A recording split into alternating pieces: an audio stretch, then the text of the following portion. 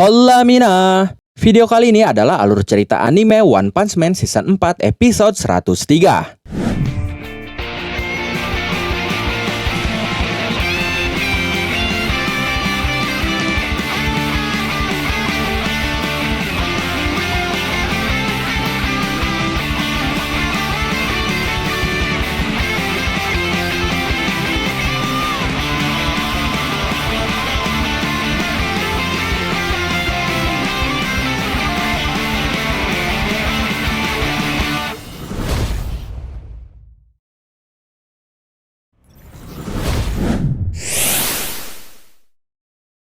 Sebelum masuk ke alur cerita hari ini, seperti biasa saya mau ngucapin terima kasih lagi buat teman-teman yang sudah support channel ini lewat Saweria. Izin saya bacakan satu persatu nama dan pesan dari kalian ya sebagai bentuk apresiasi. Pertama dari Cepot Setia. Pesannya, "Bang, aku suka banget ceritanya. OPM lanjut terus ya bang." "Siap, bakal kami lanjut sampai cerita paling barunya. Terima kasih ya, berkah selalu rezekinya." Lanjut dari Nana Santoro. Pesannya, "Semoga dilancarkan dalam berkarya min." Amin. Terima kasih ya doa dan dukungannya. Semoga lancar juga aktivitasnya. Oke, itu dia para donatur kita hari ini. Sekali lagi saya ucapkan terima kasih dan sekarang kita langsung masuk saja ke alur ceritanya. Let's go! Sekelompok orang yang datang kepada Saitama dan ingin merekrut Saitama ternyata para pahlawan. Mereka berkata, "Kami adalah Asosiasi Korban Nama Pahlawan, sebuah organisasi tempat berkumpulnya para pahlawan yang diberi nama seperti ejekan. Kami menuntut permintaan maaf dari Asosiasi Pahlawan serta meminta pergantian nama." Saat itu, sekelompok pahlawan itu datang berlima dan nama-nama mereka memang unik dan aneh. Anggota mereka ada yang bernama Pemabuk, pahlawan kelas C peringkat 198, lalu Prajurit Muka. Lalu ada juga yang bernama Prajurit Muka, pahlawan kelas C peringkat 83. Lalu ada yang bernama Hidung Merah, pahlawan kelas C peringkat 385.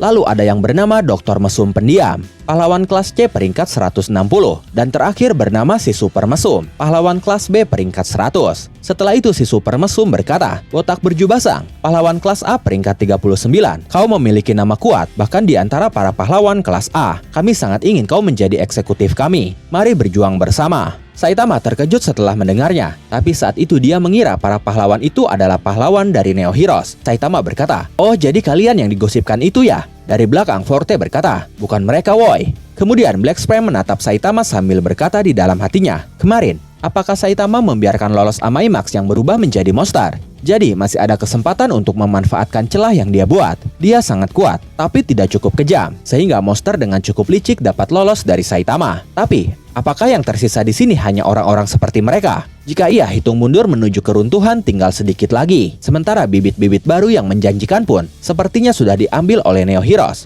Setelah itu kita melihat seseorang yang sedang berjalan menuju markas Asosiasi Pahlawan. Dia adalah Suiko. Suiko berkata, "Jadi ini markas Asosiasi Pahlawan ya? Bisa bertarung di tempat semegah ini. Aku jadi bersemangat." Saat itu Suiko ditemani oleh para tim pencari bakat yang sebelumnya mengunjunginya di dojo milik kakeknya di atas gunung. Staf wanita pencari bakat berkata, "Padahal tempat kita sudah diambang kejatuhan, tapi dia sepertinya tidak tahu situasi di luar ya." Rekannya berkata, "Jangan bicara yang tidak perlu." Lalu staf wanita itu berkata lagi kepada Suiko, "Selamat datang Nona Suiko. Kami akan melakukan penilaian peringkat awal di tempat latihan. Kami sudah menyelidiki sedikit tentang tinju Muay Thai. Kakak laki-laki Nona Suiko punya pengalaman menjuarai turnamen bela diri ya? Apa yang sedang dia lakukan sekarang?" Suiko menjawabnya dengan berkata, "Dia kakak yang tidak bisa diandalkan. Kemungkinan besar dia sedang main-main di suatu tempat." Staf wanita itu berkata, "Padahal akan bagus kalau bisa menghubunginya." Mendengar itu Suiko langsung berkata, "Tidak, aku lebih kuat dari kakak." Staf wanita itu pun tertawa dan Suiko terlihat kesal. Setelah itu mereka tiba di tempat latihan nomor 2. Suiko memulai ujian kelayakannya. Di sana dia dihadapkan dengan robot raksasa dan dia berhasil menghancurkan robot raksasa itu dengan sekali tinju. Para tim pencari bakat sangat terkejut melihat kemampuan dari Suiko. Saat itu ternyata Suiko menggunakan teknik Muay Thai Kaiki Keng yang merupakan tinju spesial dari dojo milik kakeknya. Setelah selesai, Suiko pun mandi dan tidak lama dari itu hasil dari ujian kelayakan pun keluar. Dia pun membacanya lalu berkata, "Jadi kelas A ya, bukan pahlawan kelas S." Staf pria pencari bakat berkata,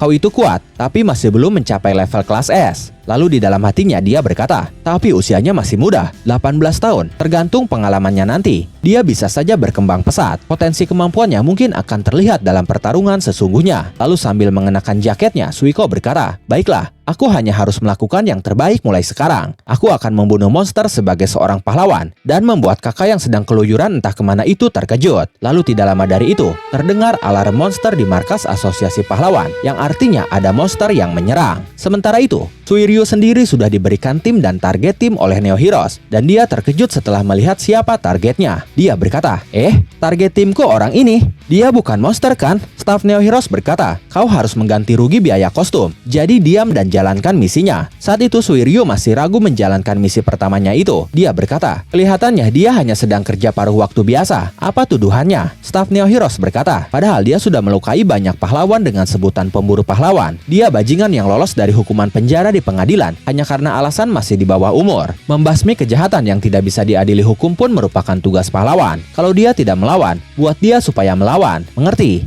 Target tim Suiryu ternyata adalah Garo yang saat itu sedang kerja paruh waktu. Sementara itu, Genos akhirnya berlatih tanding lagi dengan Saitama untuk mendapatkan data kemampuan Saitama yang diminta Dr. Kuseno. Saat itu Saitama melesat cepat, melepaskan serangan ke arahnya tanpa bisa Genos hindari. Tapi Saitama berhenti tepat sebelum mengenai Genos. Walaupun begitu, efek angin dari tinju Saitama sudah seperti lontaran rudal yang melesat cepat di belakang Genos. Latih tanding pun berakhir. Saitama berkata, apakah datanya sudah didapatkan? Genos berkata, ya, Dr. Kuseno pasti bisa menganalisisnya dari rekaman pertarungan barusan. Lalu saat Saitama sedang minum, Genos memanggilnya karena ingin menanyakan sesuatu. Tapi Genos terlihat tidak berani menanyakannya, dan akhirnya tidak jadi menanyakannya. Genos hanya bisa menanyakan pertanyaan itu di dalam hatinya dengan berkata, apa yang terjadi dengan Amaimax setelah itu? Tidak, aku tidak bisa menanyakannya. Hari ini wajah Sensei terlihat sedang memikirkan sesuatu yang tidak seperti biasanya. Jika waktunya tiba, Sensei pasti menceritakannya sendiri dari mulutnya. Setelah itu Saitama mengajak Genos untuk pergi dari lokasi latih tanding mereka. Dia berkata, kalau begitu, hari ini kita pergi makan soba saja. Tapi saat itu wajah Saitama benar-benar terlihat serius, tidak seperti biasanya. Hanya saja, ternyata hal tak terduga lagi-lagi muncul dari jalan pikiran Saitama. Saitama ternyata bukan memikirkan tentang Amaimax atau hal serius lainnya, melainkan hal yang tidak penting. Saitama berkata di dalam hatinya, munculnya organisasi baru bernama Asosiasi Terdakwa Nama Pahlawan.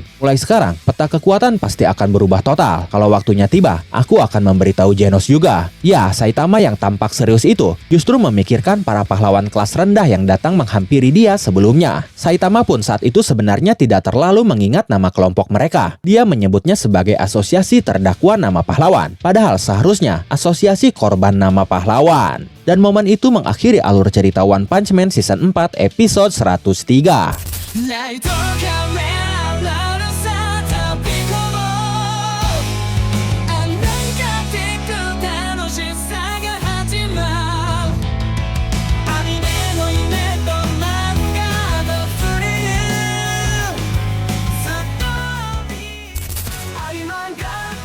バイブスを感じてアニメの